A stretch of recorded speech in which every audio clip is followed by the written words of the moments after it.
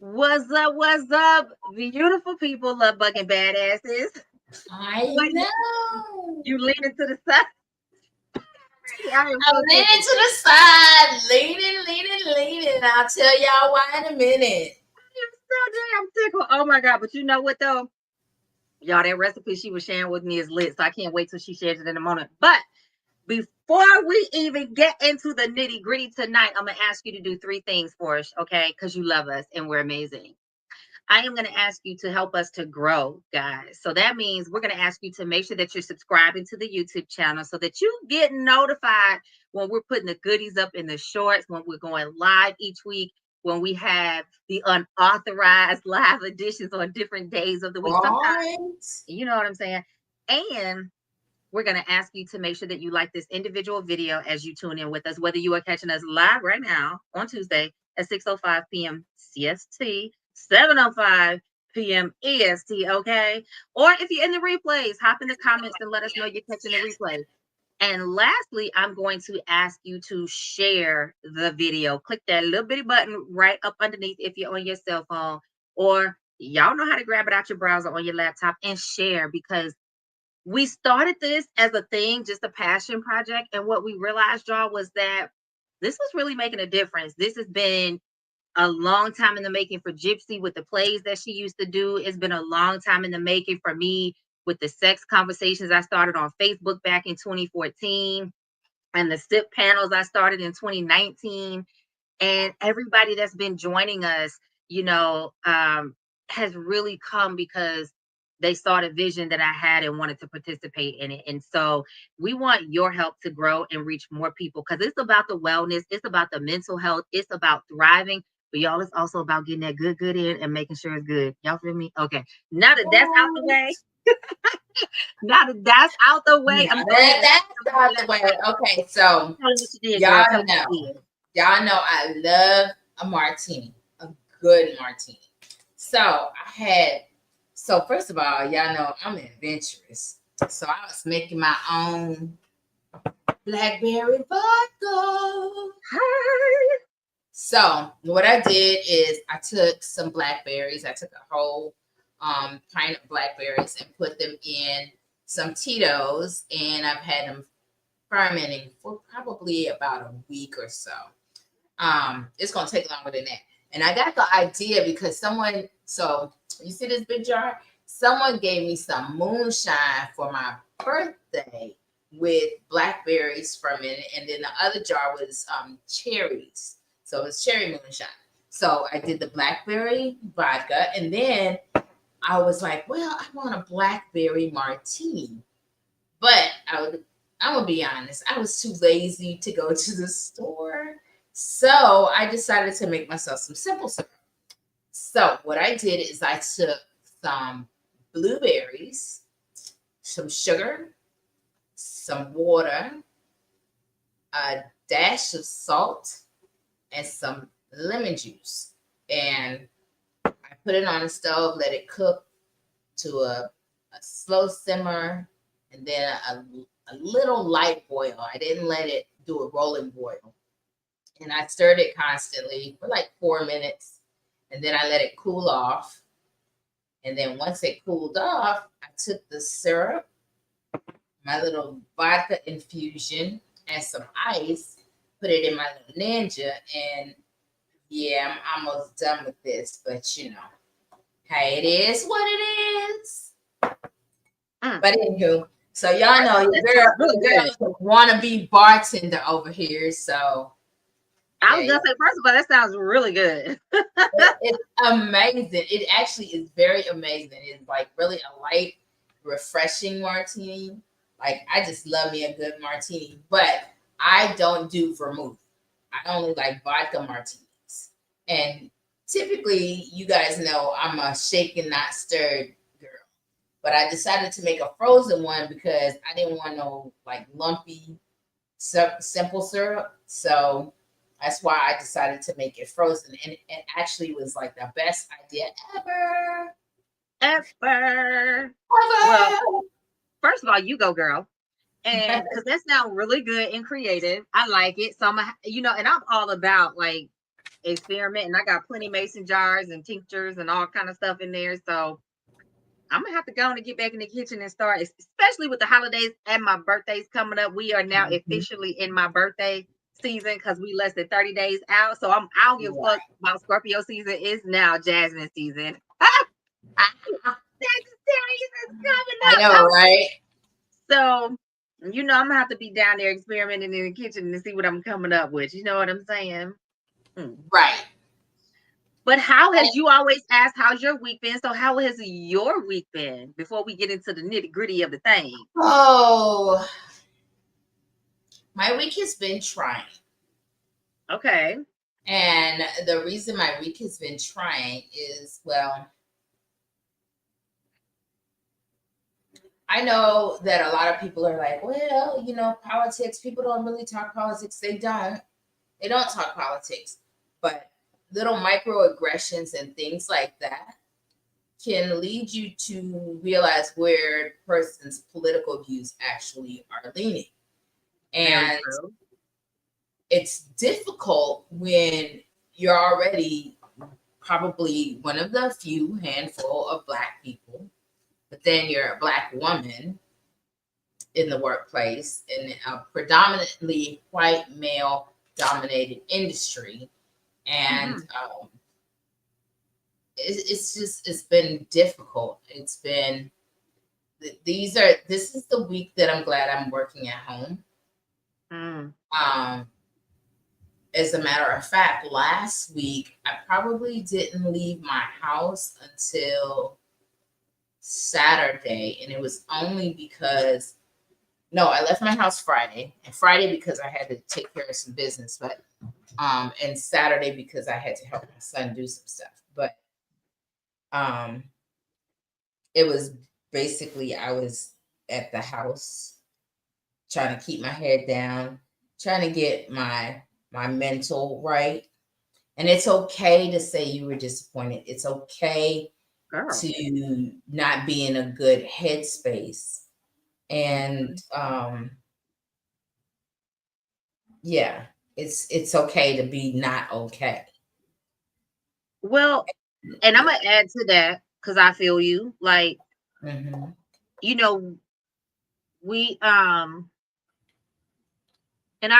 we debrief every week after each episode, right? We all chime in and check in on each other, because sometimes we talk about really intense topics, but it's also our opportunity just as friends to check in off camera. How you doing? How's your week going? How's life? Whatever. And we were talking about what the numbers look like at that point in the evening and all the things. And for me, I was like, I'm not waiting up. Whatever it's going to be, whether I sit up and stress about it or not. So whatever it's going to be, I'll find out when I get up in the morning and I'll deal with it at that. You know what I'm saying? So I really understand what you're saying. And I woke up just really disappointed because I already had a feeling how it was going to go before the polls even started showing. And, once we started looking at the numbers, it was like, okay. So I didn't think that would change too drastically, even though I was hoping, So I get it, but it's, I had a few people ask me why didn't I choose to talk about the politics on here. It wasn't that I was vehemently opposed to it. However, you have to have safe spaces in life where everything isn't always about all the bad things. Does that make sense?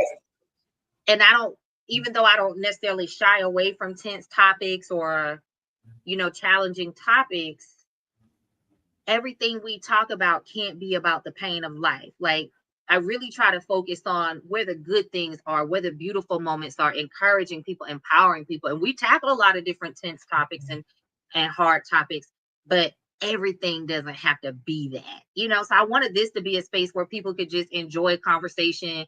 We got people that we know y'all incognito. We understand. It's okay, babies. It's all right. We love y'all. So whether y'all whether y'all are incognito, whether you're in the comments with us, whether seeing us on Facebook or wherever, we got people that they religious with it. They get their drink, they get something yummy to eat, they chill out with us. They be texting you and me like, say this, So we have people that really look forward to this as part of their own healing process too. And again, healing doesn't always have to be painful. So I just try to Right. be cognizant of that. Like, you know, but it feels like it ties into tonight's topic, because tonight's topic was how does your faith show up? How does your faith interact in your relationships, right? And this, I Exactly. think, is part of people's living experience, having to navigate this, because it is uncomfortable, it is painful, and some people are being threatened. You know, some people feel less safe than others. So I this is think you know what the figure out. major issue is. I'm sorry. You know what the major issue is? The Mm-hmm. major issue is that some people are finally actually seeing someone for the first time in their circle and what their real views are.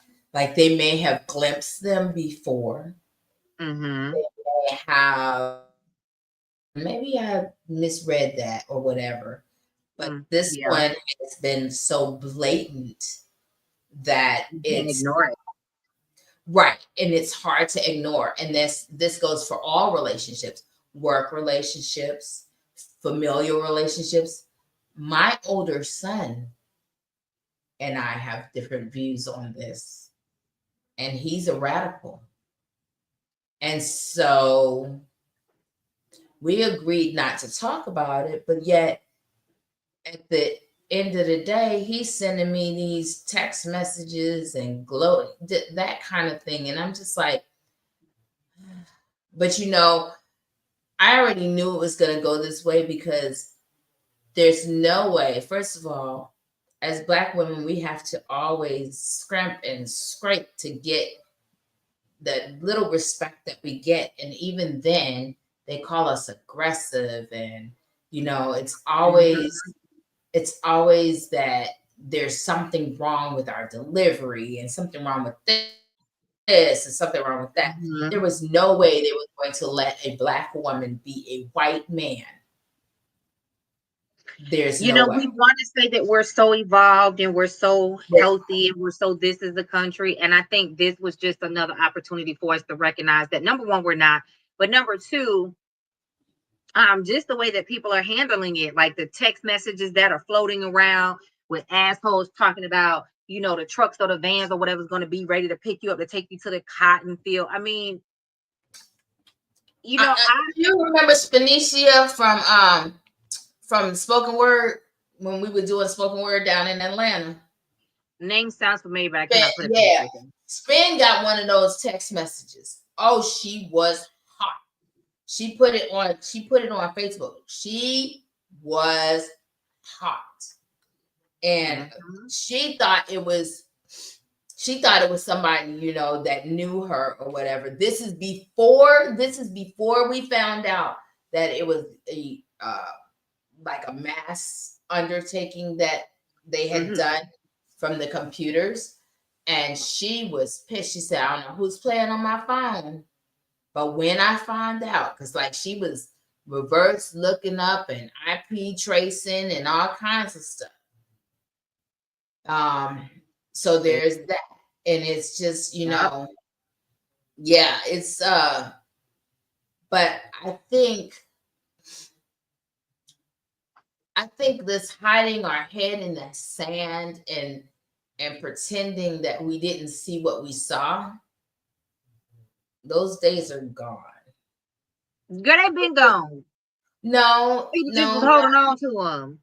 no, not really, because that's the thing. Because even when, like, let's just say for the sake of argument, I mean, and I know some people that have had to file discrimination complaints at work, Sure. at different jobs, right? But they always what is always said is, well, maybe you just misinterpreted it, or maybe da da da, or maybe you know, maybe there was just a misunderstanding, or this, that, and the other, right? But these are the same people who anonymously are like posting things about the Cheerios commercial for the sake What? of argument.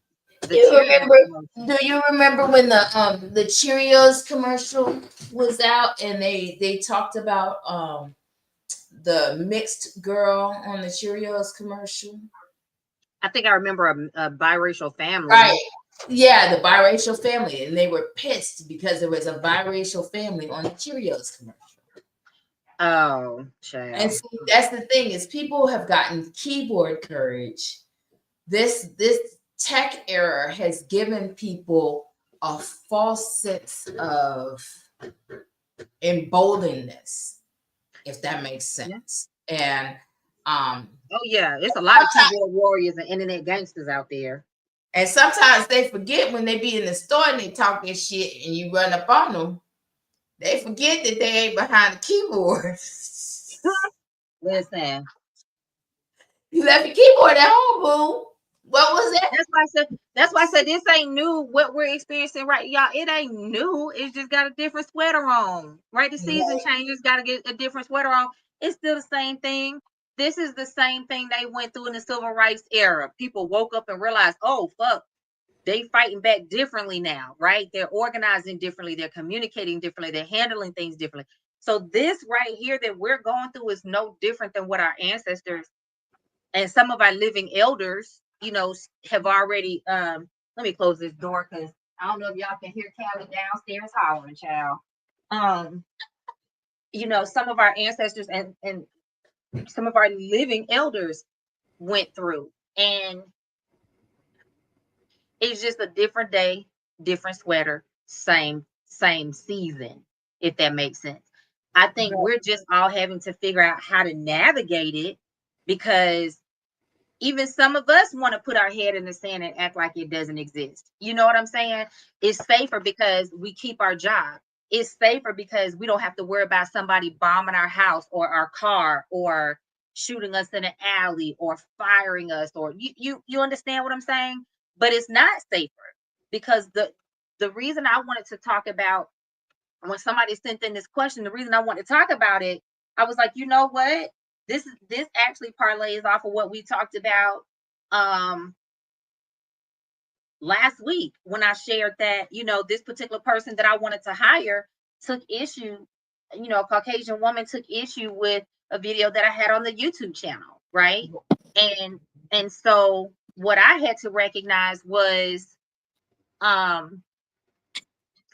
is not ever really safe because what it does is it shows up differently, right? It shows up in our mental health as Black people. It shows up in our physical health as Black people. It shows up in our well-being, right? Because we code switch, because we hold it in, because we do all the things that we have to do to cope. And so with that being said, whether we're looking at it from a political lens, a relationship lens, romantically or platonically as friendship and family, our faith has a very real role to play right now because this is the thing that's going to help you keep moving. You get what I'm saying?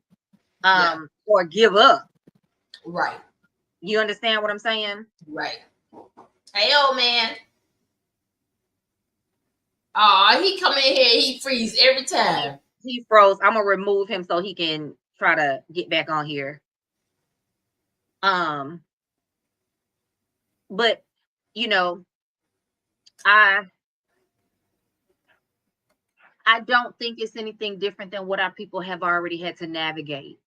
We may be experiencing it in more overt ways right now. You know what I'm saying? Because it had always been PC in most of our generation, at least our generation in the workplace.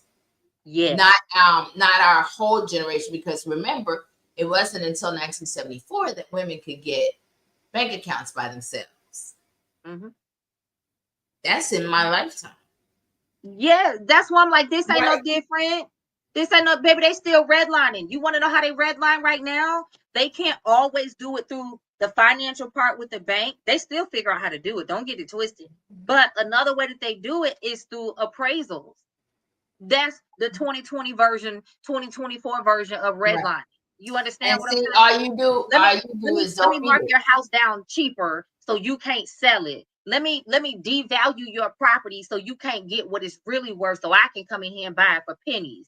Let me raise everything else in the area and make the insurance more expensive. Let me label it more violent than it really is. Let me talk about crime and make that the first thing that people think of when they think of your area, so that they don't want to move over there, or so that there's a Right. mass exodus. You understand? Right. But also let me raise everything so expensive so that the older people and the people And of let a me certain make it a income in the food area, desert. a Let me make food it a desert. food desert in your Absolutely. area. Absolutely. Yeah. This is just new present day versions of the same bullshit that they've been. That's why I said it ain't no different. It's just a different sweater on the same body. It's the same BS they've been doing. It's the same bullshit over and over and over and over and over again. You know what I'm saying?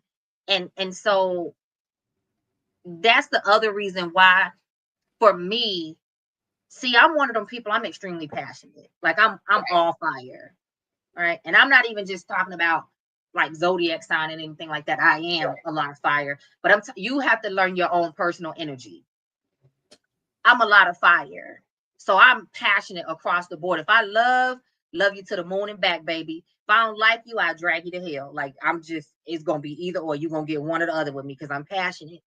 But that also for me means that I have to recognize and understand where to put my energy to be most effective, Right. because there's some, when I talk about things, I feel it. I'm right there in the moment with the thing happening. So it's like for me, I would rather spend time talking about the things that I can focus on to change, to bring goodness, to bring peace and ease into my life for the people that I love, rather than, and that's not to say that you had your head in the sand. No, it just means you're strategic. Like the other thing that I look at is, if I gotta tell you everything that I'm doing, am I really doing it? Am I trying to convince you of me? So this whole situation with, let's get into this for a minute if you don't mind, the No, Black no. Project 2025. Right. I got mixed feelings about that.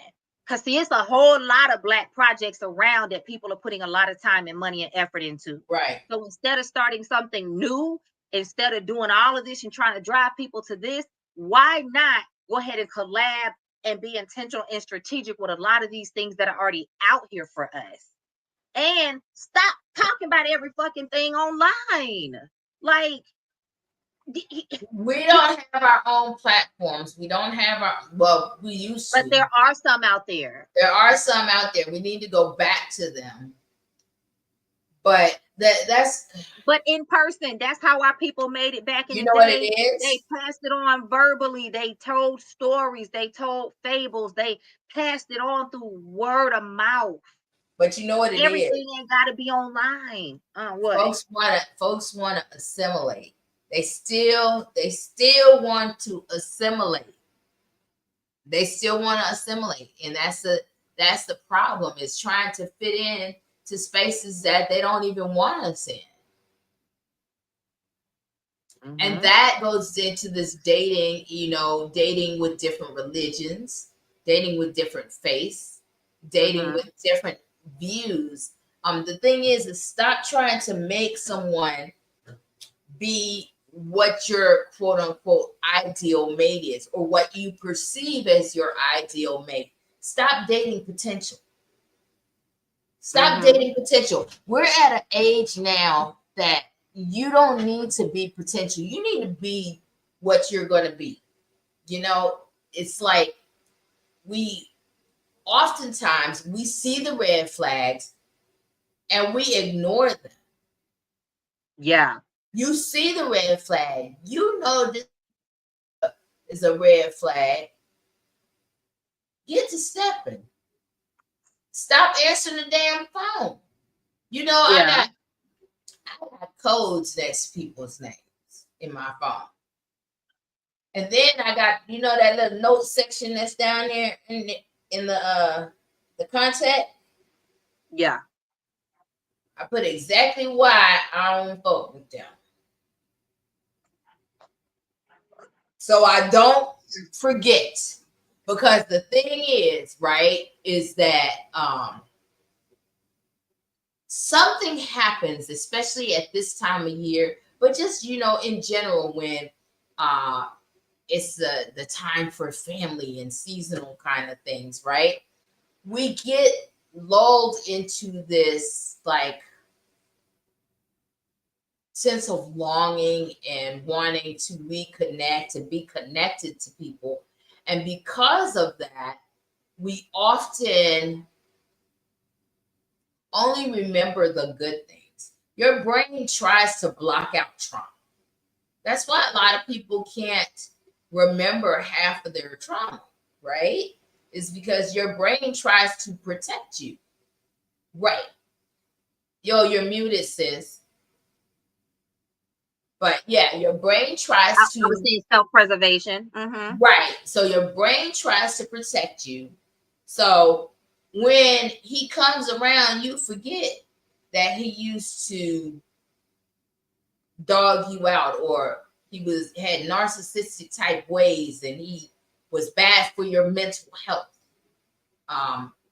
That or that he was untrustworthy, or half the time he was cheating on you, or he didn't do what he said, he had no follow through, those kind of things. We forget all of that part. All we remember is how the butterflies made you Good feel. it was. Yes. Right. Hey, old man.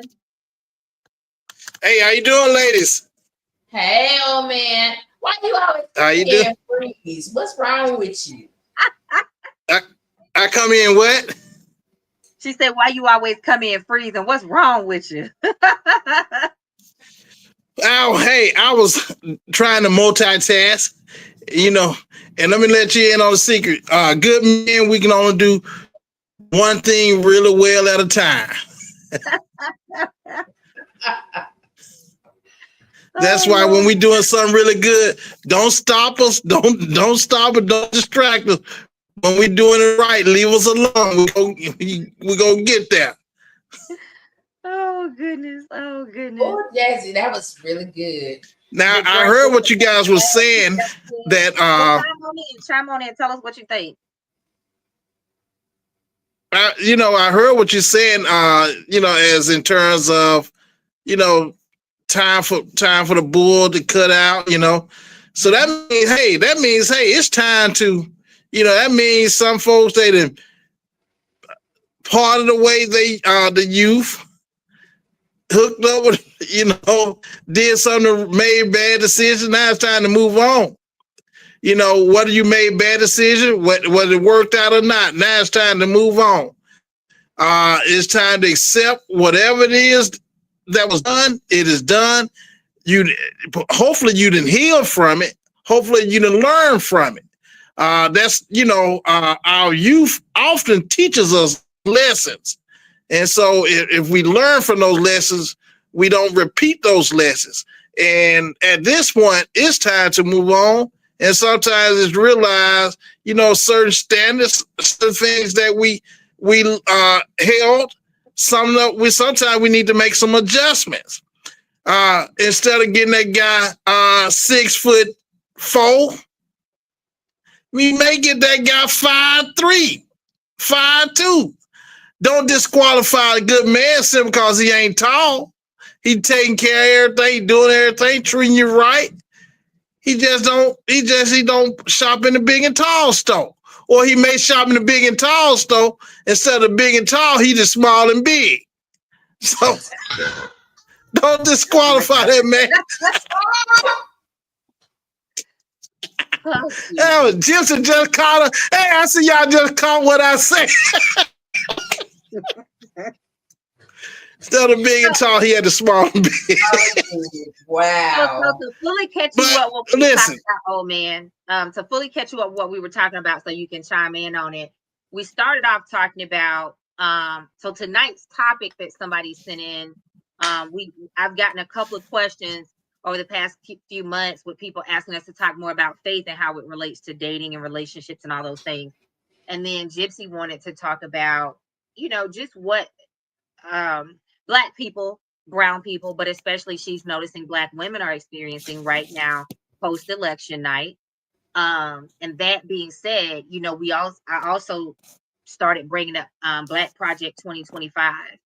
And so we're just talking through the lens of, and that's part of what Gypsy was saying about, the rose-colored glasses and things look better when they really ain't better, and we forget all the pain, whether it's a relationship or, job or whatever it is. Right now people are having to deal with what's right in front of them. And I was saying that it's not new. This is the same shit we've been dealing with. It's a different day, different sweater, same body, same shit. Mhm. And so we don't have the luxury anymore. Like, with the Black Project 2025, my thought about that was I don't necessarily think it's a bad thing. I just don't think it's a new thing. And I don't think it needs to be a completely separate or new thing. I think that if they really want to, and this is just my 2 cents, I'm not saying I'm right, but I think if they really want to make it work, there are already organizations, there are already bodies of people that have strategy. They just needed a push. They just need funding. They just need people to believe. So instead of trying to reinvent the wheel and start it from scratch, why not reach out to some of those things that already exist to gain momentum with what's already in place? What we were talking about with post election was the bravado, if you will, that people are displaying with being blatant with their racism and their bigotry and their bullshit. The text messages that people were sending people about get ready because the truck and the van come to get you to take you to the cotton plantation, at 6 a.m. or whatever the hell it was saying. Right. And Gypsy had a point also about people really having to decide whether they're going to do family dinner for the holidays, because do they want to sit across from somebody that they now know openly feels a certain way? And my thing is, a lot of times we've been know those people thought that. We just ignored it because there was benefit for us, whether it was good dick, good pussy, if they were our man or our woman, whether it was our sissy or our bro and we loved them, whether it was our bestie, our coworker, whoever, whatever. Not all the time. Some people are really good at hiding. But a Right. lot of the times we already knew, we just didn't say anything because the benefit that we got outweighed whatever up until this very moment where it became more blatant, right? So chime in on that if you will, if you have thoughts on. I sure will. I will. I will say this Oh Breaking man, up. for the You're breaking election. up. you breaking up? I have not. Okay, can you hear me now? Yes. Yes. Can you hear me? Yes. As far as the election, I'm be honest, you all are much among the first time I have actually discussed anything actually really post election, because I was simply so disappointed, so disgusted, and want to know how in the hell. But then I realized it's still America, and we have a history. And some folks said, um, when it come down to it, white women go white women, white men go white men, and it came down to something like that. Of course you did. You had a lot of black and white. I'm sorry, white men and black and white women who did vote for Harris. But when it came down to some of the things that those people did, and you had some black men and some black women who voted for Trump, and the other, what I said, the self-hatred they displayed in their rationale behind it. Mhm. You had women that said just a woman, she shouldn't lead. Okay, if that's the case, hell, a woman shouldn't vote. A woman shouldn't vote. She shouldn't go. Shouldn't go to work. Based on your logic, if a woman can't lead, she don't need to vote. She don't need to. She don't need to work. She don't need to do anything. Stay at the house. If based on your logic, and so I said, ma'am, you should be at home now, baking cookies, fixing flapjacks, cooking breakfast, whatever it is, And I told you don't even need to even buy store-bought butter. Hell, churn your own milk for milking your own cows. That's what you should do. If your decision, if your notion is a woman shouldn't lead, especially a black woman shouldn't lead, then you shouldn't reap the benefit of society. I want you to go back to 17, whatever it is your logic is from, and you can live it out, live your rationale out there. And I want to see how it work out for you. I have seen black men who said, Harris sent a lot of men to jail. Yeah, well, she's a prosecutor. Guess what her job? Her job was to send folks to jail, seek justice. If you don't like going to jail, stop. You don't like serving time, stay your ass out of jail. If you don't want to go to jail, quit breaking the law. And I, I don't want to seem overly harsh. Coming on here, I always display a certain standard for men. You know what? I hold women to a high standard. I really do. And a lot of times, I get a lot of pushback from you all for having women to a high standard. But guess what? I hold men to even higher standard. Plain simple that men, you got a even higher standard. And if you don't live up to your standard, if you can't accept a woman who makes more money than you, a woman who can lead you, that's not the world I want to live in. That's not the world I want to raise my daughter to live in. That's not the world I'm getting up for. But and unfortunately, based on that last go around those last 4 years that with the person Trump, my daughters have bills based on that, passed on to me and passed on to my grandchildren based on him. Now you go have, I guarantee, based off the setback, this guy is going to put us back 5-6 generations of our kids who are going to have to pay for his poor judgment, piss poor judgment. But that's what this country voted for. That's what you're going to deal with. Now, as far as, and I hope I don't want to seem like, what's the name? What's the doom and gloom, you're in a tunnel. Gloom and misery. You're breaking up really bad. You're breaking up really bad. But, we can't hear you. Okay. Okay. Let me tell you. It's just all doom and gloom.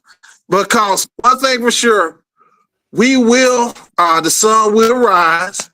And see, the sun go rise. And what you have to do right now, you have to start planning.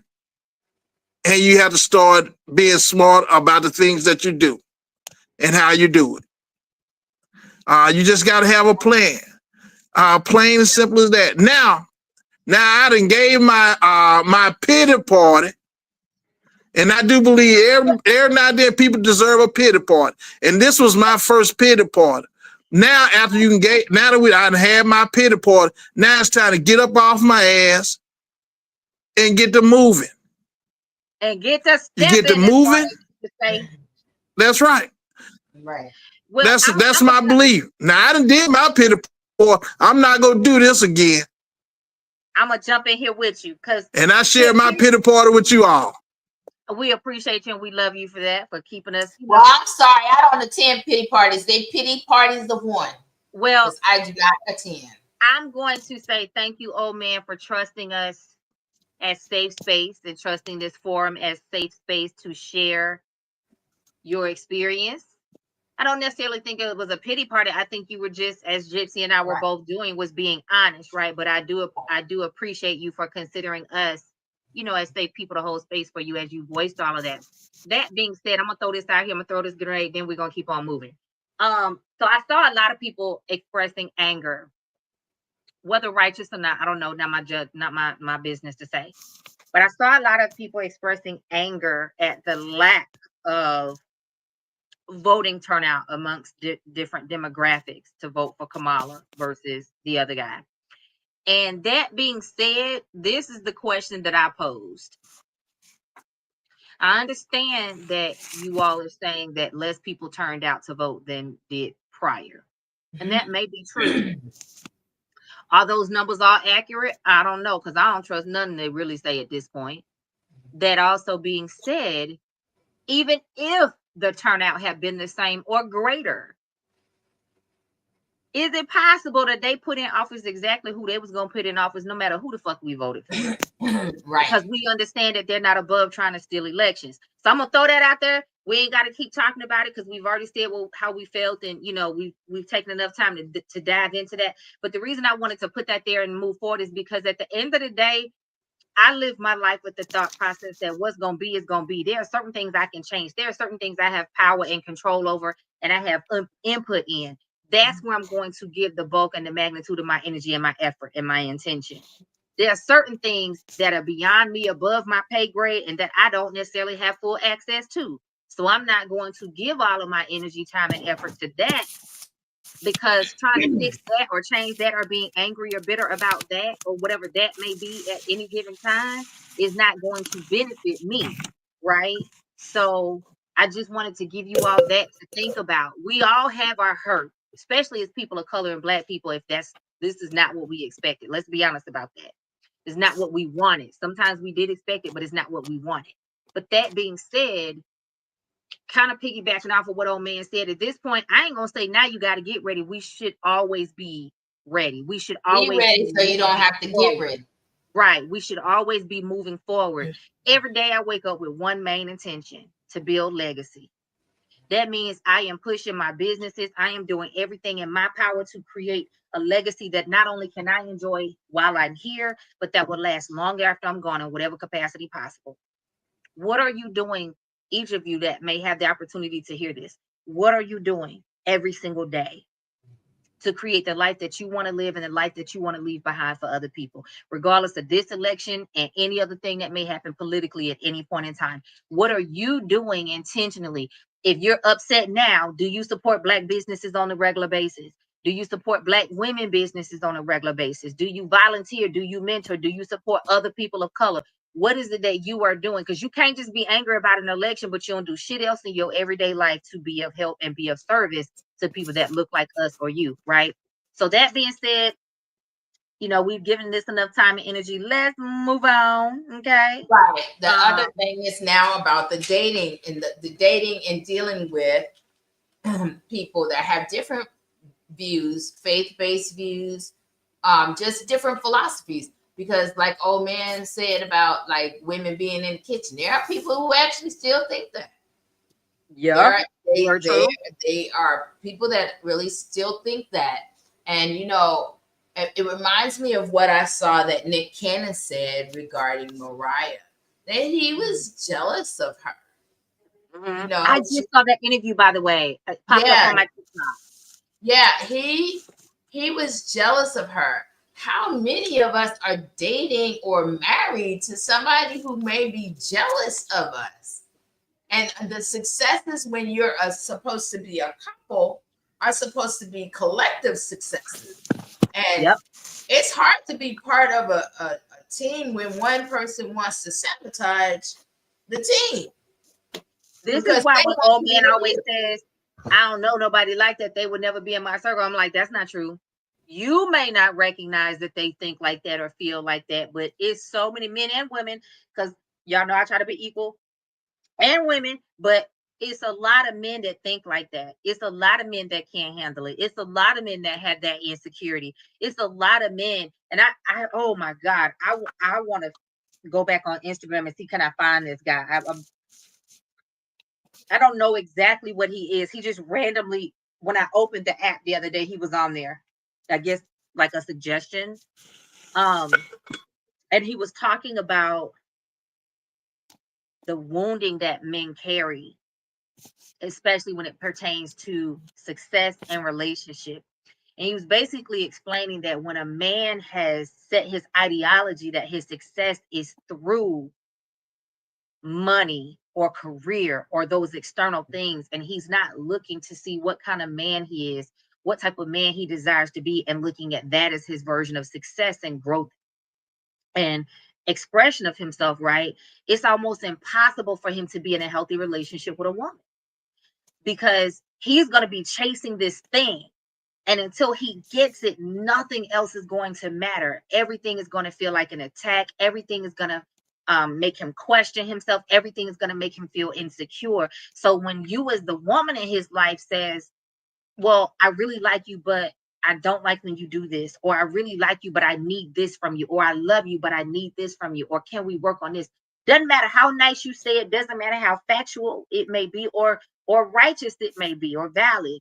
He's going to feel like it's an attack or an affront to his manliness, right?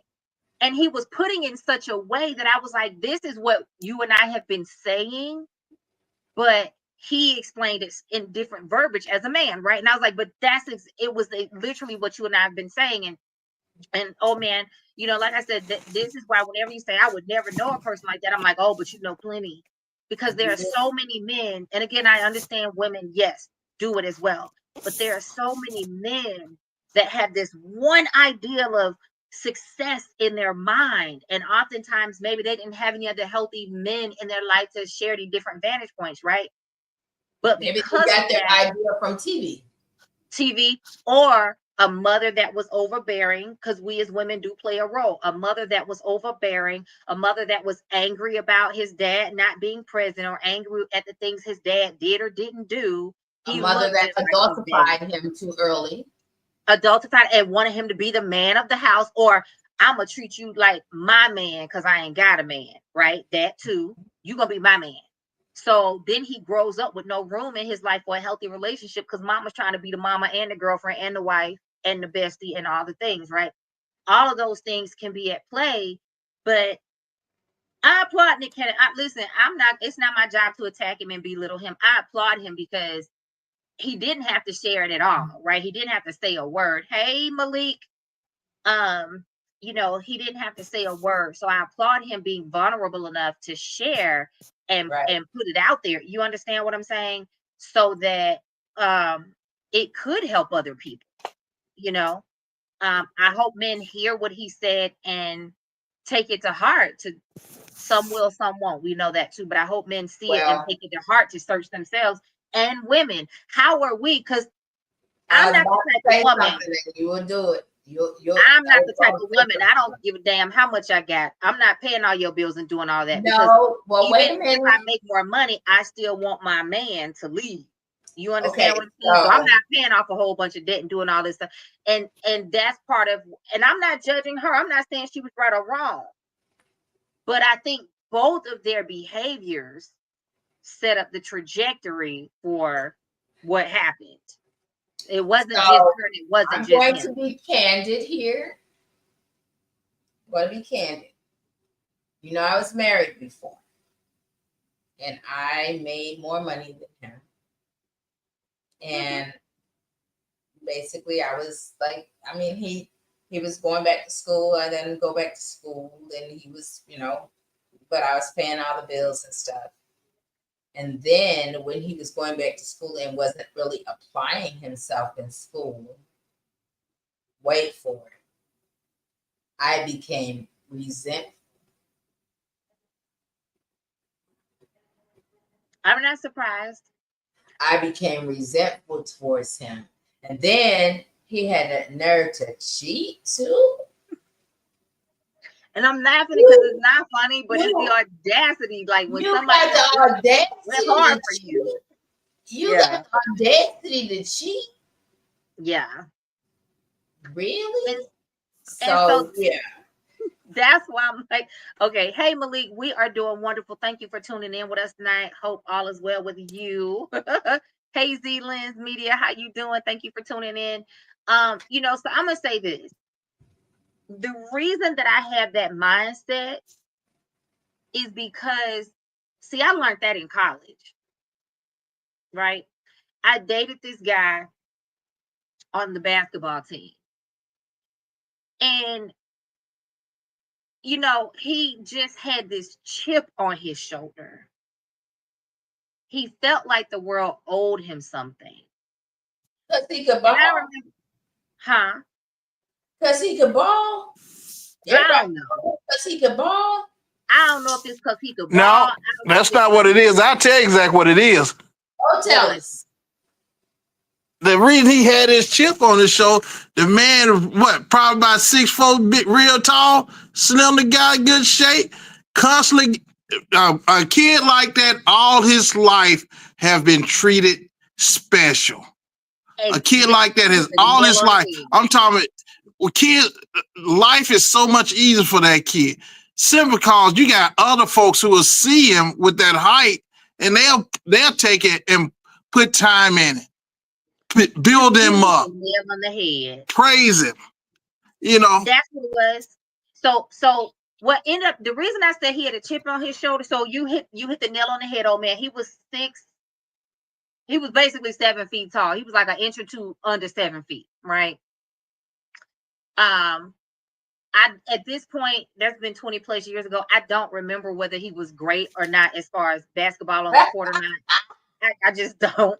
He wasn't.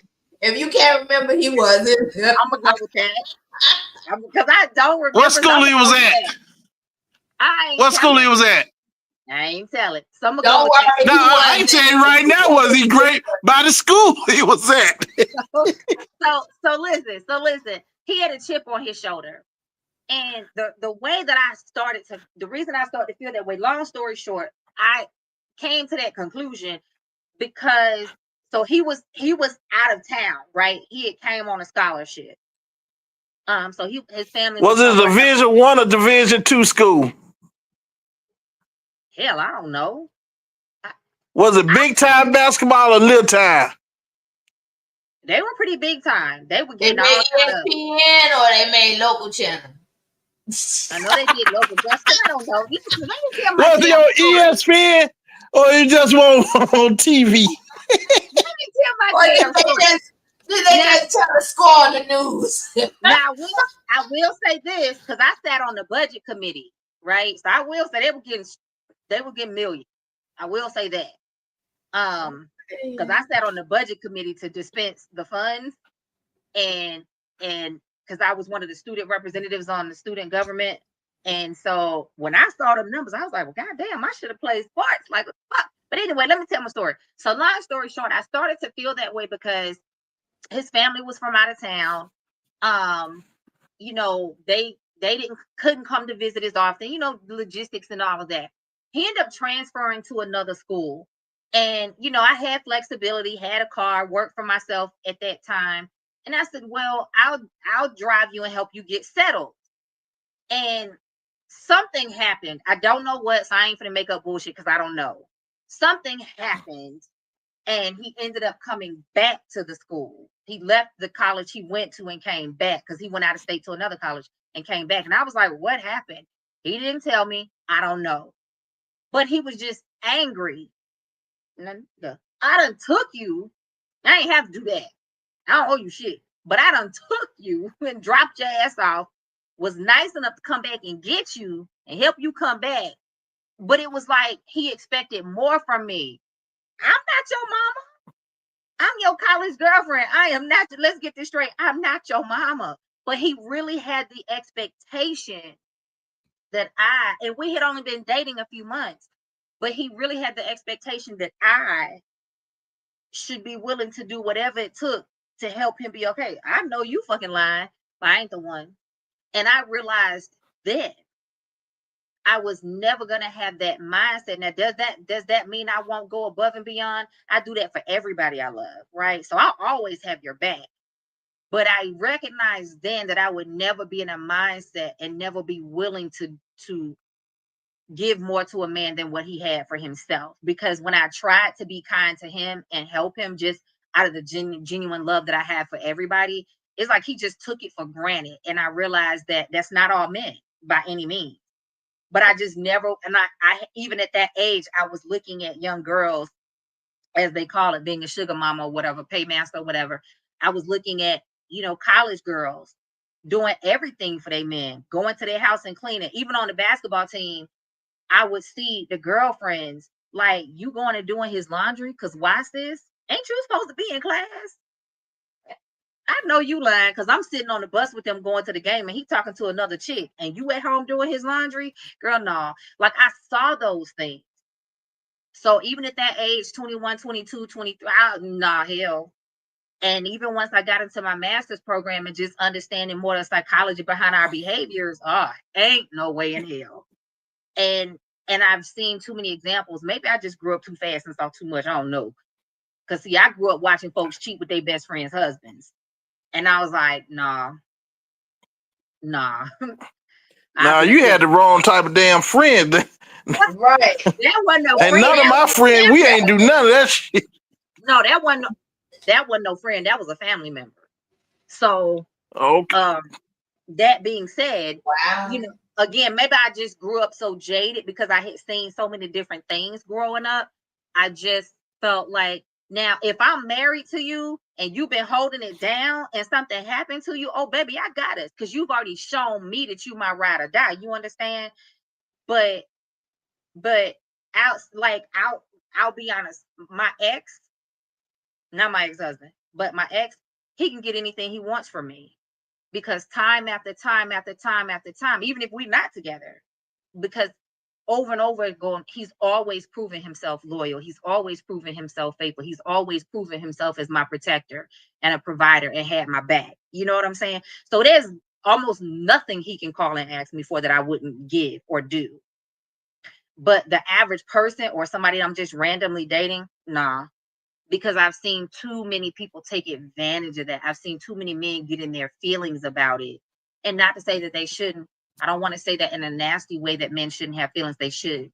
But I've seen too many men get into their feelings about the insecurity and not working through it and letting it dominate how they behave and change how they behave toward the one that's got their back. You know what I'm saying? Like you said, you was helping him come up and he got the audacity to cheat. Say what?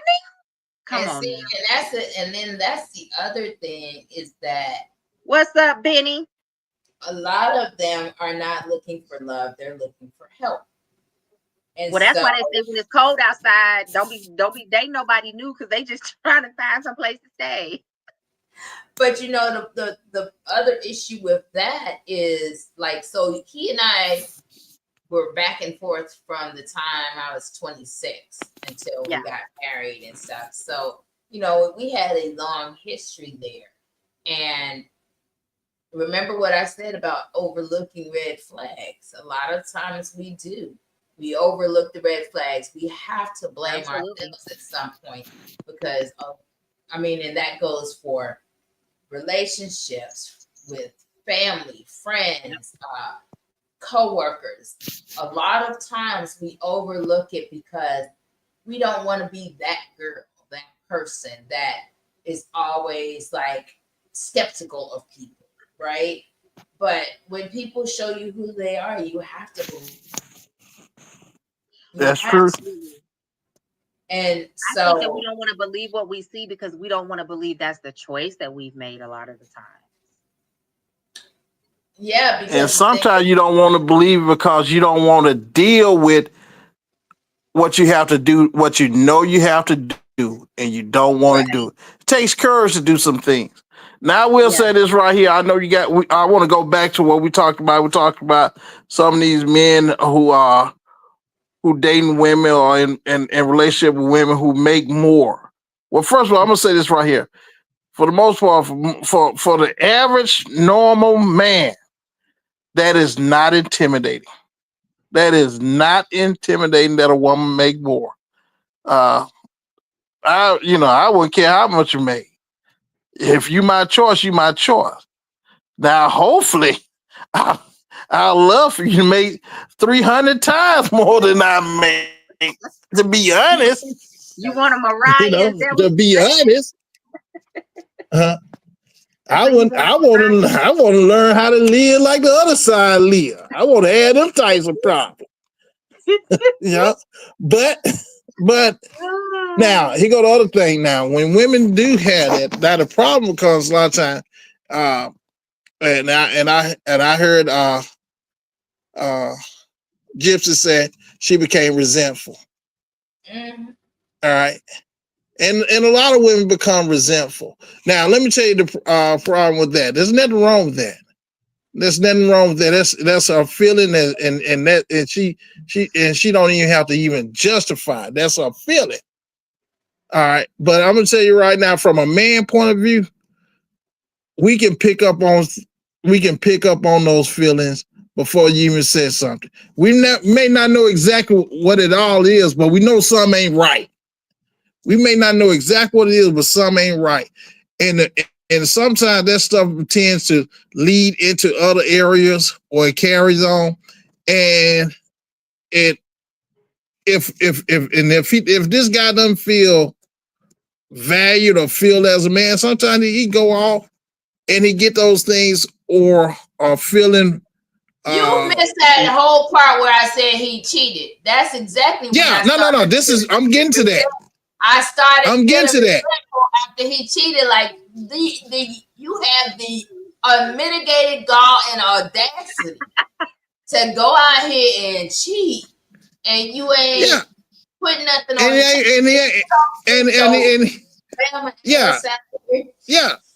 he ain't bringing it in, and then what resource he got, he taking out.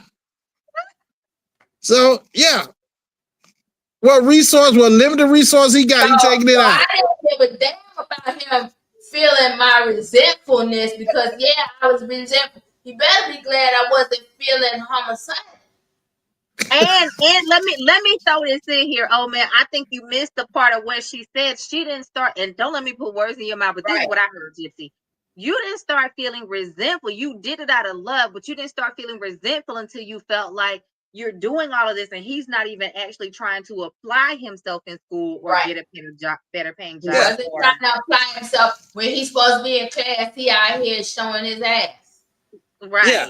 That's what that's when I started feeling resentful. And so he can't shine like he can't shine like a teenager because see now he got a family. He can't shine like that. His time to shine like that is over.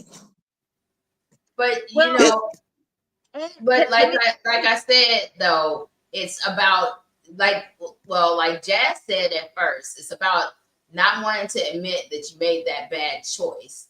That's the first thing. And then it's like, well, why do I keep attracting these daggone bums? Sometimes it's the energy. Yeah. That too. So let me throw this out here, because man, I wholeheartedly agree with everything you surmised about, the example that I used of one of my college dudes that I dated, and why he was, so arrogant and everything. Let me add more context to that. I think the benefit that I had and why I was able to recognize it then was because by the time I started dating him, I was like 20, 21. Even by that point, I had already dated provider type people. You get what I'm saying? Yeah. I had gotten my first marriage proposal when I was 17, 18. Now, to make that make sense, the guy that I was dating at that time, y'all, I've shared a little bit about, my relationship with my mom.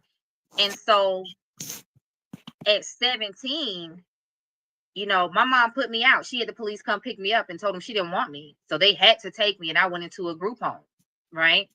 So at 17, I learned they already taught me how to budget. I had a bank account, all that stuff. I was responsible. So at 17, my best friend's mom took me in. I had a job. I was saving money. Right.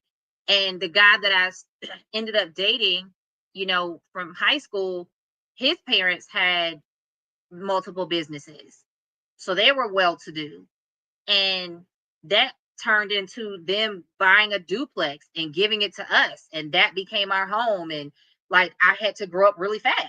You know what I'm saying? But they took care of me. They looked out for me. There were plenty of times they made sure I got to work and picked me back up and all those things. Right. And made sure that he was a responsible man. He helped take care of the household.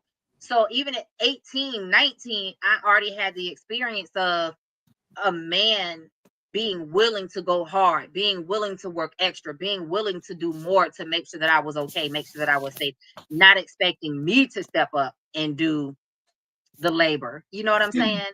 Right. And so I think I was 17 when he proposed, 17 or 18. And I knew at that age, I wasn't ready to be nobody's wife. So I said no, but I got my next proposal when I was, I think 20, 19 or 20. And it was the same similar situation where that guy was a little bit older than me. You know, we met in college and he was more established, but he came in, like, built a relationship with my mom, and, you know, gave me a budget to help pay with bills and made sure my car kept gas and it kept it clean, all of those things. So we broke up because, again, I wasn't ready. I wasn't ready to be a wife. I wasn't emotionally ready. I wasn't mentally ready, right? So by the time I ended up dating that guy, I'm like, I'm used to them to fuck you say you want me, sir. Right. Like, you know what I'm saying? And so Right. I think my life wasn't easy, but those experiences did help me to understand this is what I look to in a man. This is how, you know, the type of man that I desire shows up.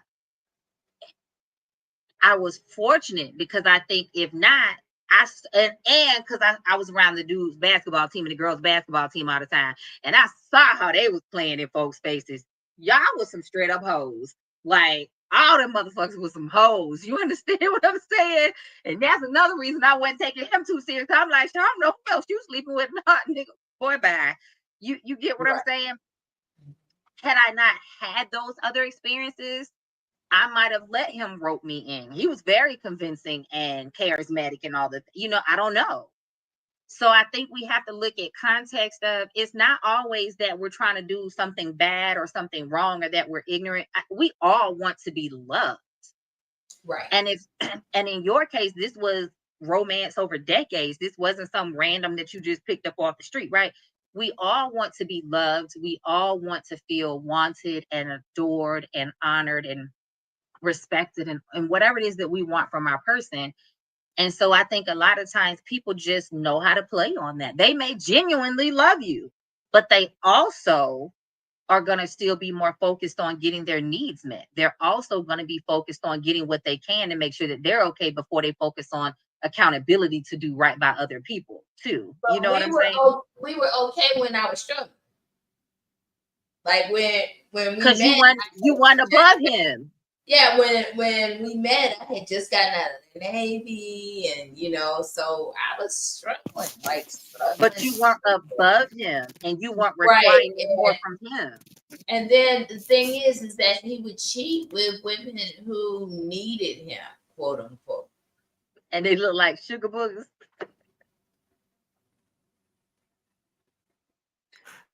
Well, I will say this right here. A lot of them cheat down. Now I have had friends that sometimes you can have friends one day friend up, other day the other friend up. I done had friends where you good friends long as they got the upper hand, and as soon as you get the upper hand, stuff go crazy.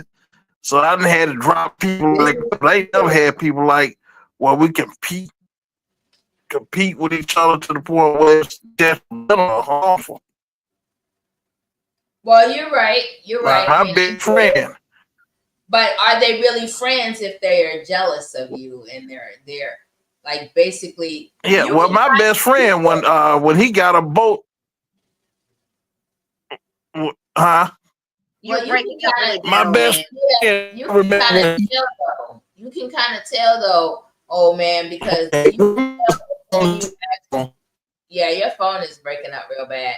But you can kind of tell because they're not happy for you when things happen for you, but when things happen to you, bad stuff, they be like free.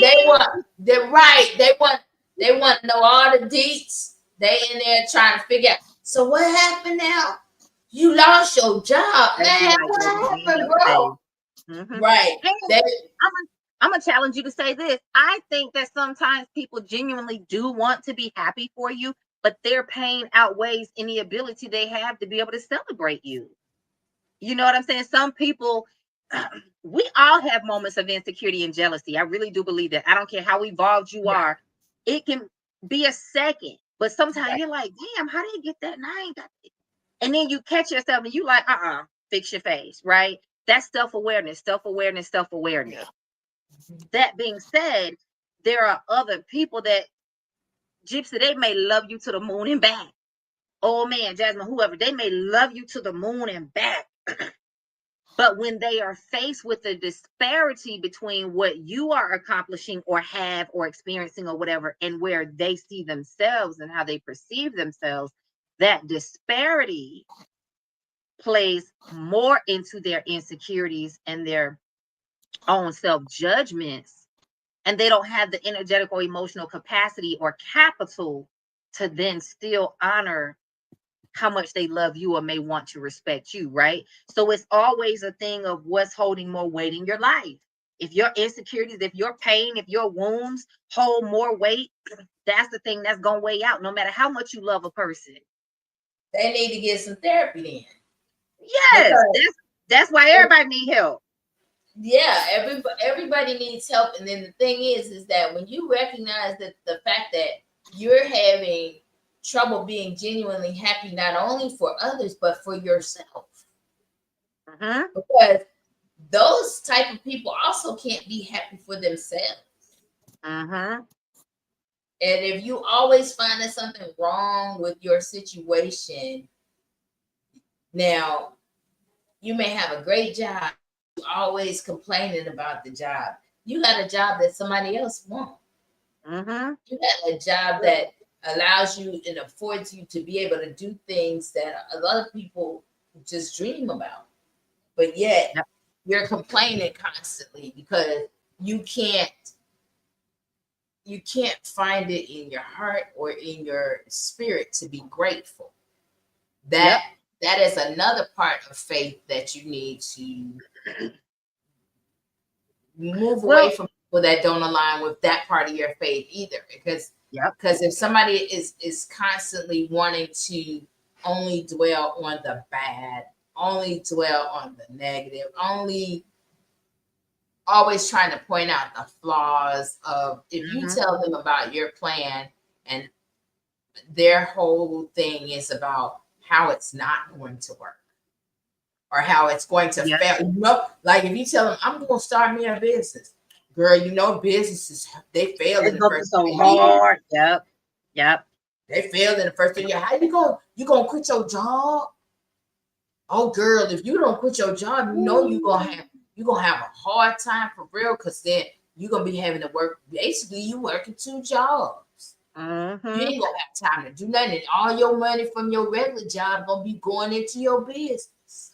Well, this is why I'm a big fan of. So I talk to my students all the time about understanding what your capacity and where your capital is. You have to discern where your energetic capital is, where your emotional capital is, where your physical capital is, your mental capital is. And by that, I mean, how much do you have in the bank? We're not talking about dollars and cents. We're talking about energy levels, right? What's your stamina?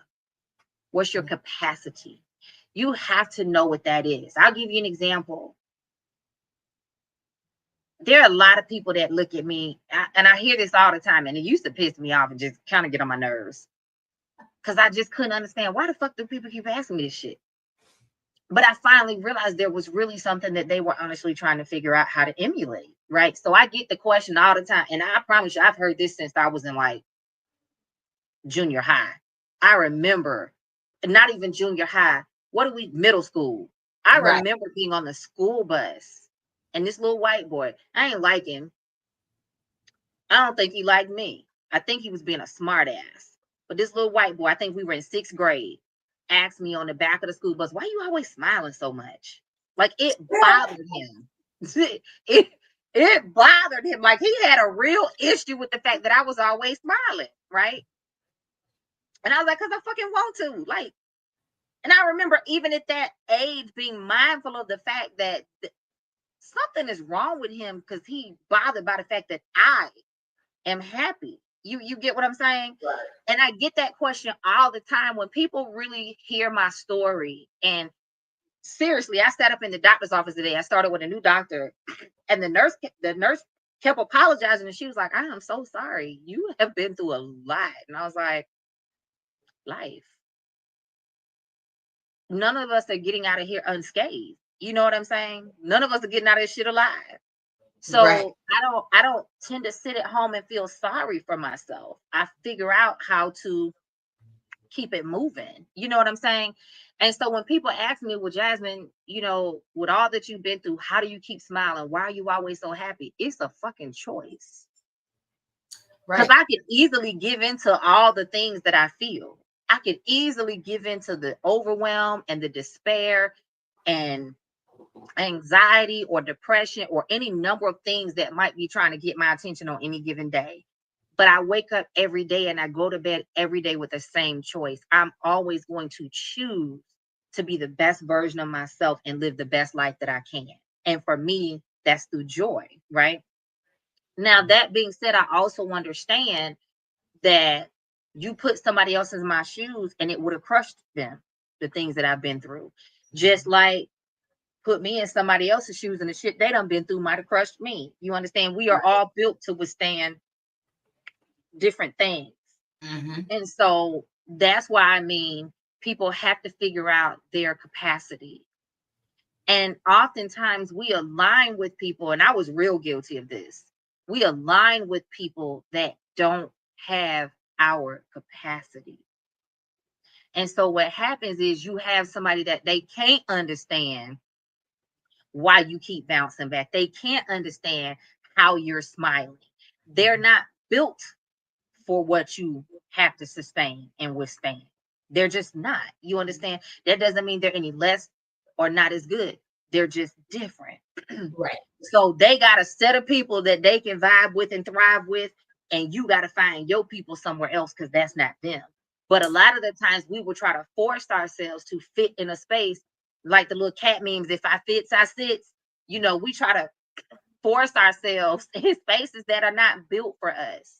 Square pegs and Or round you holes. try, or everybody has their place in space in your life. Now, some people we've given front row seats that actually should be in the balcony. And some people just shouldn't be in our fucking lives. Let me tell you That why I part. say that, and then I'm gonna let you continue. The Mm-hmm. reason I say that, I have wasted more time and energy trying to be nice and kind to people because I wanted to give them space. Mm-hmm. And I should have told their ass to get the fucking stepping like Martin. Because people that don't have your capacity or don't have the right capacity to operate in your life, you ever plugged the light bulb in and it was not the right wattage and it blew immediately? It blew immediately, or it couldn't shine as brightly as it Couldn't was. shine as bright, It or it was, kept flickering and it kept causing problems, kept distracting Mhm. you, kept blowing the socket, all kind of shit, right? That's what people do. When they don't have the right ability to vibe with us, when they don't have the right capacity or right calibration or right energetic frequency to align with where we're trying to exist or where we're trying to go, they become a distraction. So yes, some people deserve front row, some people deserve balcony, and some people shouldn't be in our fucking lives. But Some we people waste so should much be time. told it's sold out. It's sold out, bitch. Okay, right.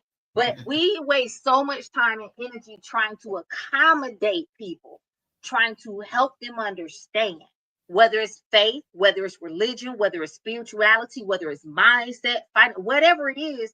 You We know what waste it is? so much Hold up, time trying Jazz. to accommodate people. You just triggered something when you said that. It's because throughout history, we've always been the helpers. Black women have always been the helpers.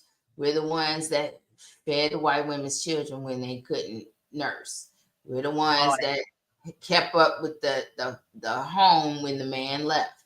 We're the ones that, did extra, took on extra jobs a lot of times, those kind of things. And those, and the thing is that we were so busy trying to prove that we belonged in a space. Yeah.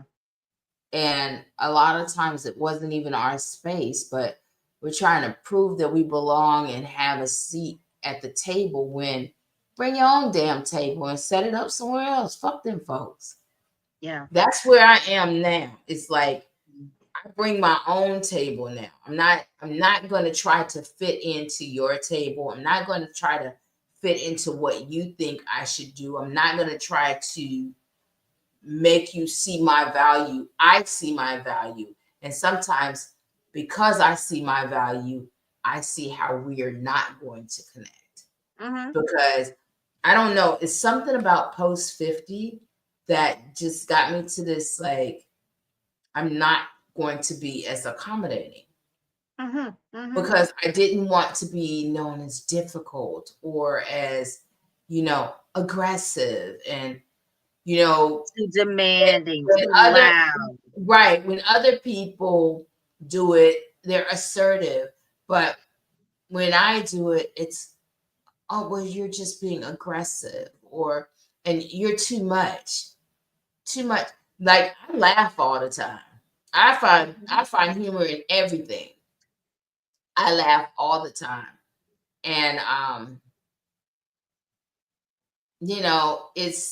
I guess that's my way of coping with things, is finding the humor in it. And everybody can't do that. But I also have learned to protect my space and protect my peace, and to kind of take people out of that.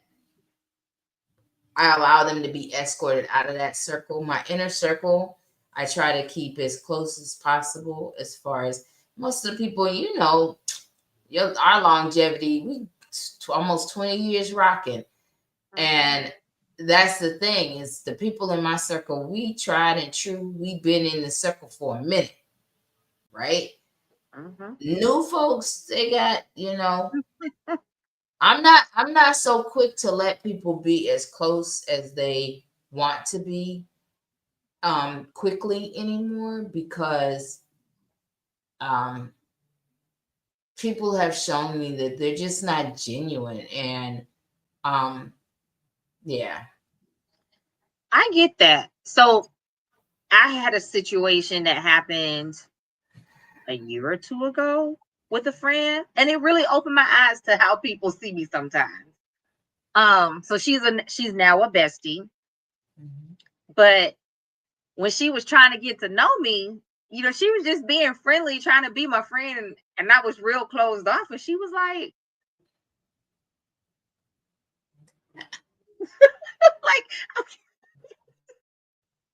I remember this conversation, and I could see the look on her face, and she was so puzzled, because I guess I was just like walled off.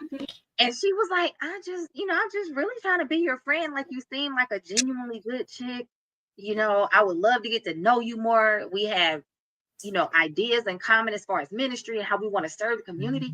Like, I would just love to get to know you. And I was like, I don't need no new friend. No new friends. Her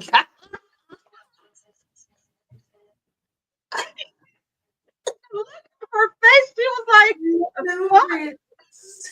I was like, listen, I'll be doing all that talking in my personal time. Like, I know you see me out and you see that part of my persona. I'll be doing that behind. Like, when I'm behind closed doors, I like my space. I like my space, and I like my space. I don't need no new friends. And she was like, and she so a while later, she brought the conversation back up and gave it back to me. She was like, I just was kind of stuck, but I just really felt like we were supposed to be friends. So I hung in there, and I'm glad I did. But girl, you crazy.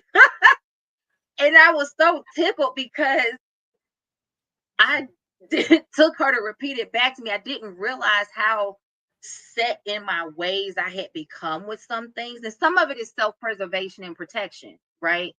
But and some of it was, being mindful, because you let people get close, and sometimes they're not the right person, they hurt you, or they use that. And so I was like, well, I'm glad I let my guard down too, and we got to know each other. And like I said, now she's one of my best friends. But I just was so tickled when she recounted it to me, but it also gave me an awareness of some place that I needed healing. And it wasn't necessarily a bad thing, but it was awareness for myself of, okay, you can heal that part of your heart, because everybody's not wanting to hurt you. Every woman that wants to get close to see, most of my hurt come from women. From women, I've dealt with exactly. some men that have hurt me, but most of my deepest hurt has come from women, right? Mhm. So I really had to look at where that was coming from and be willing to heal that for myself, not for anybody else other than me first. And then the people in my life just get the benefit of that, right? Mhm. But also I think we have to be aware as women and men as we age, not to get so set in our ways that we miss out on beautiful opportunities to get to know the right people in our lives, because sometimes we let too many of the wrong people come close and we got jaded, and so then we end up pushing the good ones away because we're so nervous that they're going to do the same thing that somebody else did. I know for me, it was always the women telling me I was too much. The Mhm. women, and this was even back from now, nobody would ever accuse me of trying to be sexy. Like, I don't think anybody would Right. ever accuse me of that. I just never been my mindset, right? I grew up Mhm. wrestling with my boy cousins, watching WWF and WCW and clotheslining each other, beating the shit out of each other, jumping off furniture. You know what I'm saying?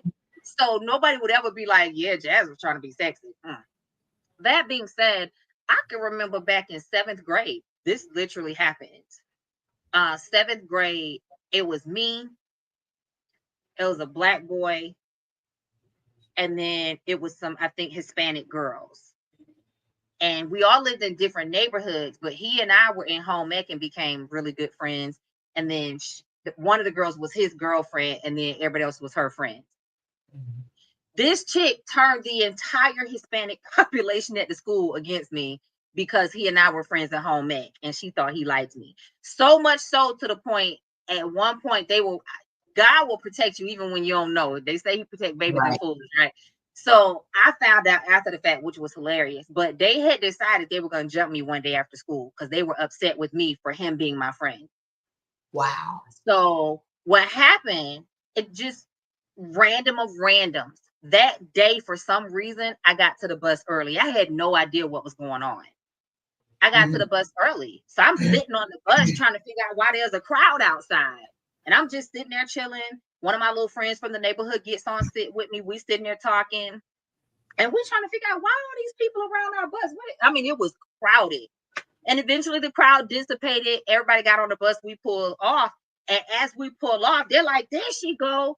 And they start talking and throwing spitballs at me. And this is when the plan comes out that they had intended to jump me right there outside the bus, right? God just saved me and got me there early. Well, what happened a week later is I whooped her ass. See, don't let your friends write checks that you can't cash. I learned that That part. lesson because they came up to me, they antagonized me all that week. We were in gym class. They kept antagonizing me, and I'm a quiet storm. Finally, I fucking erupted. And we Mhm. got back into the locker room, and I wore her ass the fuck out. And you know what them friends that egged her into that shit did? Stood right there and watched her get her ass whooped, right? So we went to detention and in-school suspension and all that kind of stuff. But that hurt stayed with me.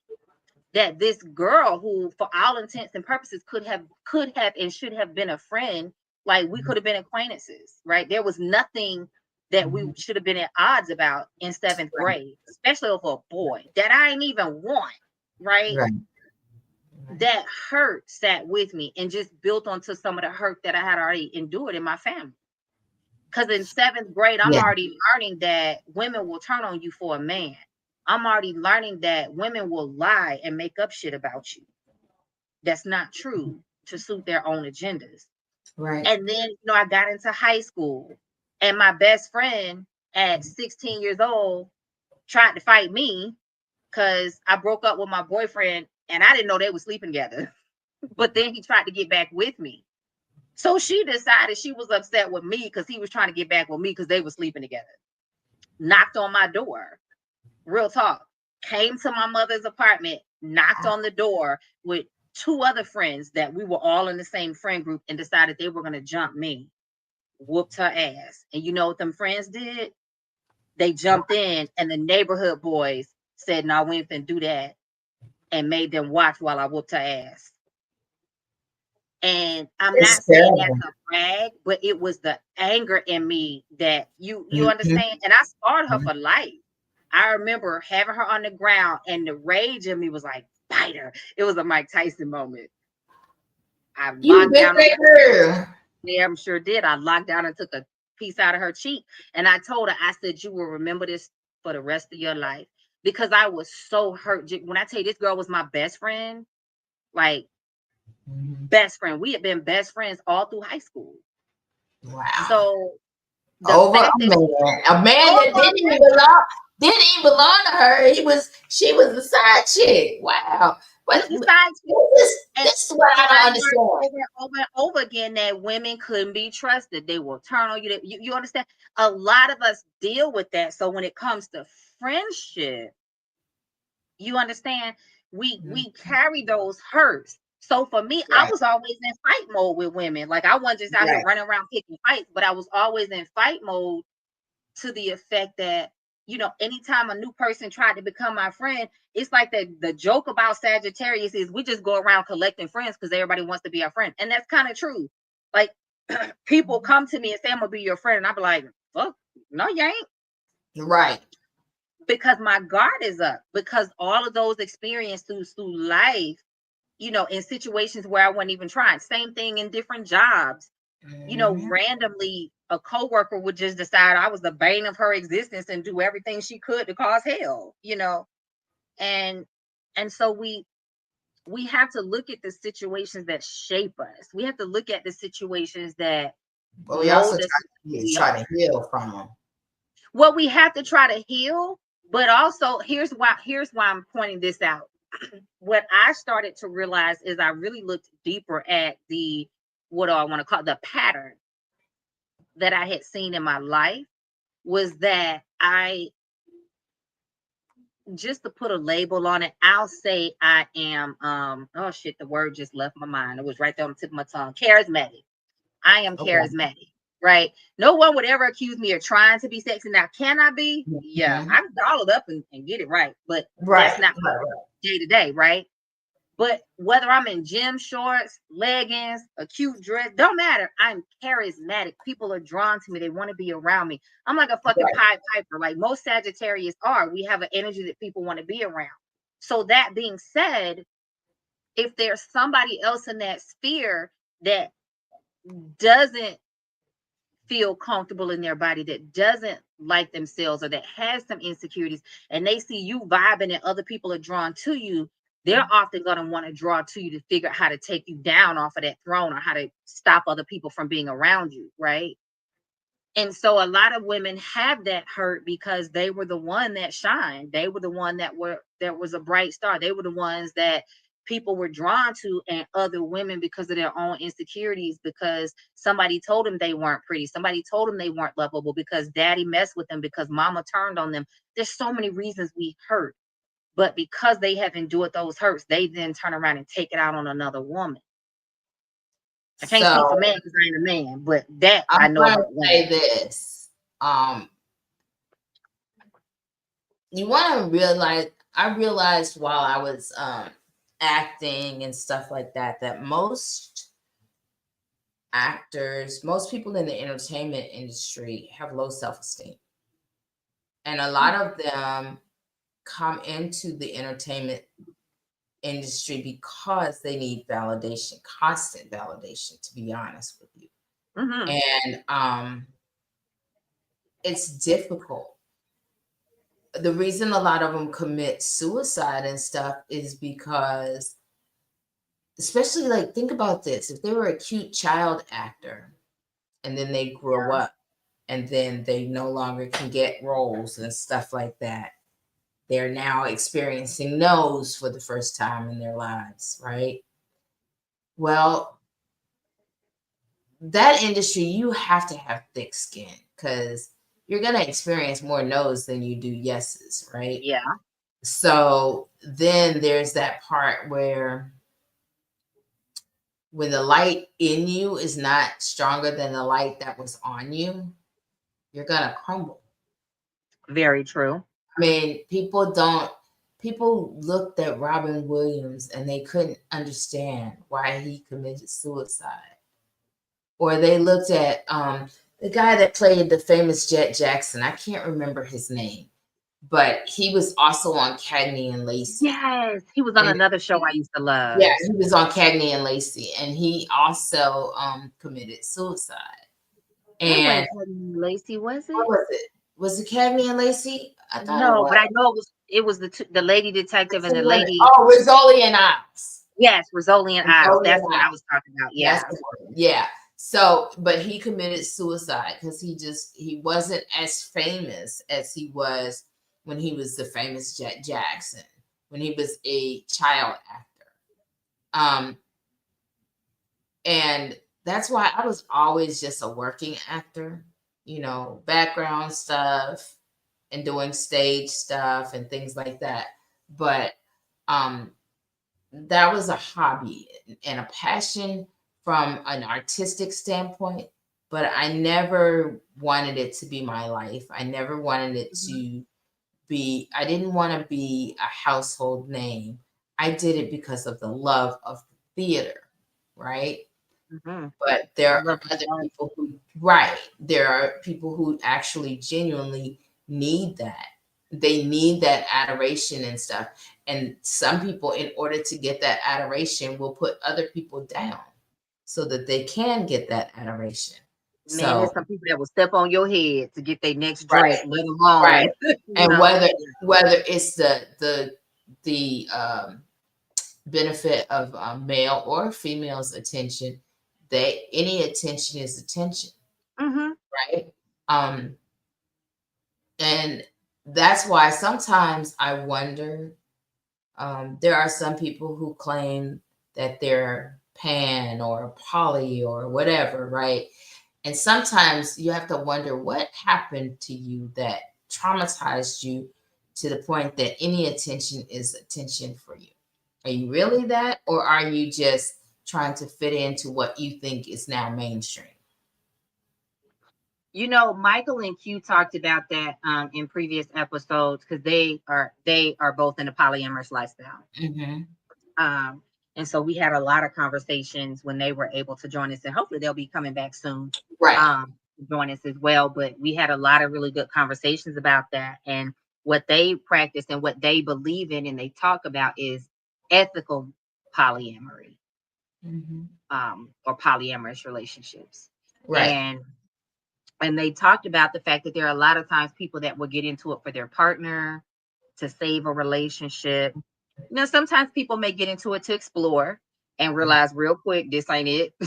But instead of being honest about it, they'll keep trying to force it because they like somebody or they don't want to give up something that they have with somebody, whatever the case may be. Right. I don't think, and I'll say this for it. On the other side, I hate when people try to preach that polyamory is the only way. And they never did that. So this is a segue. Right. And I'm saying this because I saw a post a guy did on Facebook the other day that came up on my homepage, and he was basically saying, if it was so natural for men to be in monogamous relationships, why is polyamory a thing? Right. I don't think life is one way or the other. Just like everybody ain't straight, everybody ain't gay.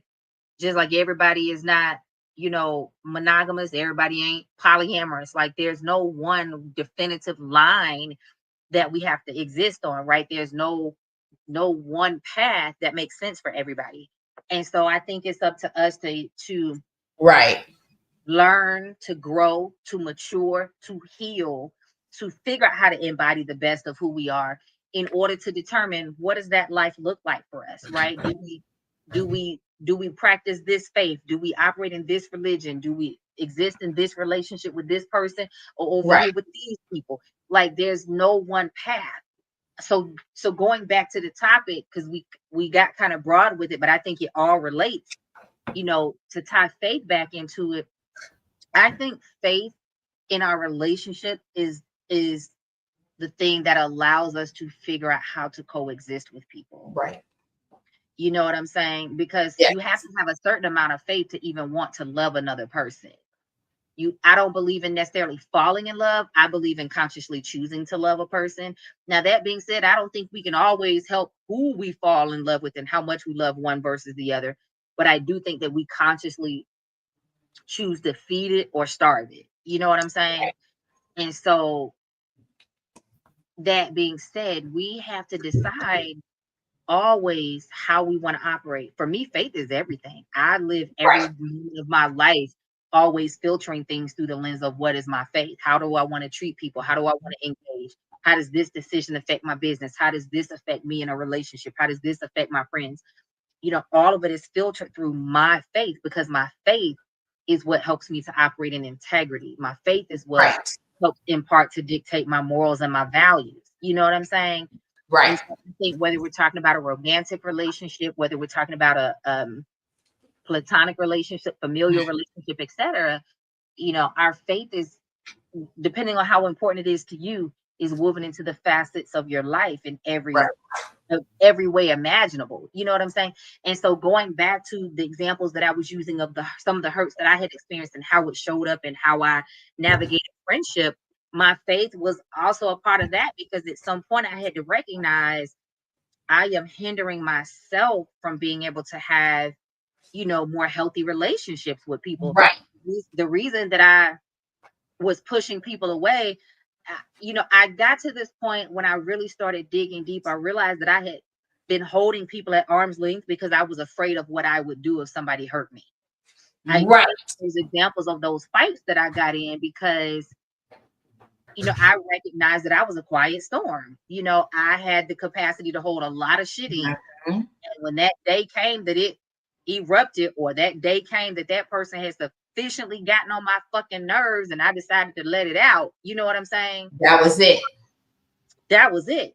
And so I was the reality, the reckoning of that happened for me in 2007 or 8. I think it was either 2007 or 8. And it was the first time, different strokes for different folks. Everybody hears God a little differently. I had never really heard spirit, God, source, whatever you believe in, Right. yell at me. It always been a very calm, peaceful voice. Right. And so when I first left church, it was a yell, like, this is what you need to do. And it was like, shit, it kind of got my Right. attention, but it was still moderate. This particular day, the wound was deep because I had gotten into it with my spiritual mentor. She was like a second mom to me. Oh, wow. Yeah. Like, she was like a second mom to me. And I remember standing in her driveway. It was like 10 o'clock at night, I think, 10 o'clock at night. And I remember standing in her driveway and we had gotten into it. And I was so wounded. I could not believe that this woman that I had loved this deeply had turned on me. And when I Wow. say turned on me, I mean, this was the person that was helping her cousin try to figure out how to get the boyfriend that I had. What? Yeah, it was deep. But I was standing in her driveway and we were about to go toe to toe, baby, because I had enough. And it wasn't even over the man. It was over the hurt of how she had turned on me, how she Right. was talking to me, how she was treating me. And I was like, you want this?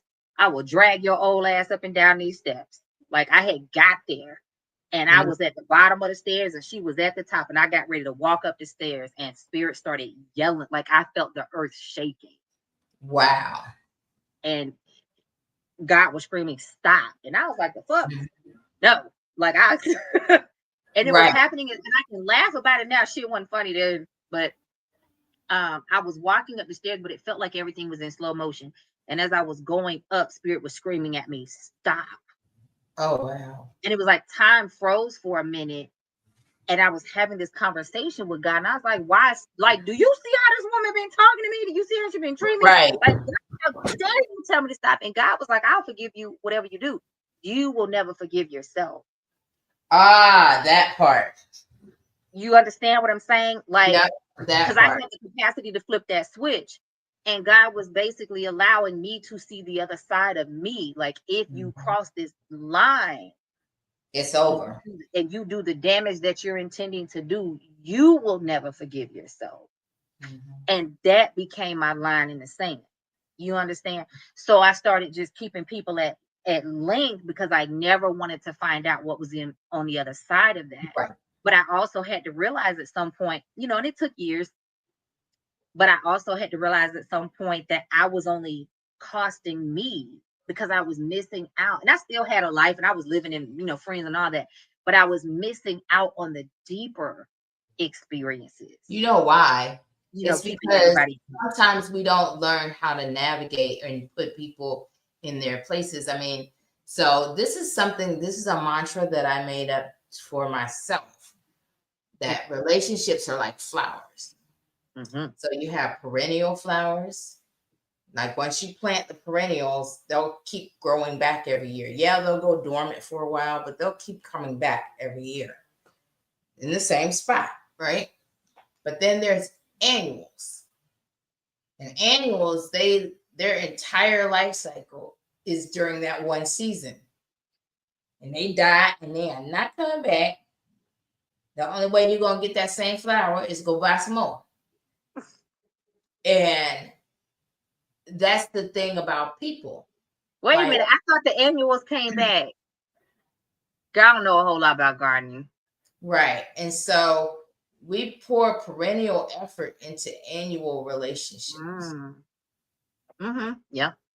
And try to keep them well past their season, because either they get comfortable or we just genuinely like that person, but there's some red flags and stuff. We see the red flags. We try to ignore them, but we see them, but we still want them in our lives. And sometimes now we as givers have to set boundaries because takers don't have any. And that's the thing. We have to choose to heal, and we have to choose what it looks like, and we have to choose who and what we give access to and how much access. Because the person that want to use you ain't gonna stop. They gonna take till they can't take no more. Absolutely. We have to decide whether we want to be healthy and have healthy boundaries and balances, or whether, like I said, in my case, I was holding everybody like that, right? And so I knew that for me, healing looked like being able to heal those wounds and allow people to get close again instead of just being so surface level. Right. But I had to also be willing to do the work, right? We have to be willing to see ourselves Right. in other people's criticism and other people's feedback, but also in our own self-reflection and awareness. But the problem is a lot of people don't want to, because it's hard work. It is. One of It's the hard hardest things work. you have to do in life It's is hard face work. yourself. Yep, Yeah. because that's why the hardest person to forgive is yourself. Oh, absolutely. We are so much harder on ourselves than we are on anybody else in this life. Absolutely. And that's because we expect more out of ourselves. Damn. And when we fall short, it's like, well, we expect other people to fall short. We don't ever expect ourselves to fall short. So we're like, how the hell did you do that, girl? You know better than that. Yeah. We're supposed to have it together. Yeah. I feel like we've talked about some really good things tonight. We have. Time is winding down, so we got to go ahead and bring it together. Yep. But you picked out a poem for us, did you not? Hey. We'll close y'all out with a poem that, I wrote this some years ago, but it's more prevalent now than it was then. It was just my environment then led me to write this, but the environment has become more electrified with this since then. It's called Color of Skin. You put on your fancy suits and ties and think it makes you different in their eyes. It doesn't matter that you speak eloquently. It doesn't matter how many degrees or how you try to appease. See, you're living in a fantasy, but you don't have to take it from me. Society doesn't care what's within. They still look at the color of your skin. Walking around like a corporate clone, like you belong. I mean, look at every milestone. And what about all the chances you've blown to strengthen your backbone? I mean, who could have known that you weren't so strong? And when your life hit a tailspin, looking at where you could have been, you realize it's still the color of your skin. You're naive if you believe that as an equal you can be perceived. Your freedom, they still bereave. And when you long to be free, are you really any different from me? Look at it through thick and thin, and it's still the color of your skin. Yeah, working in fields you don't do, but you still don't have a clue. From the cradle to the grave, you are still just a slave. But see, instead of whips and chains, they use your desire to obtain what you think are the same rights in the game.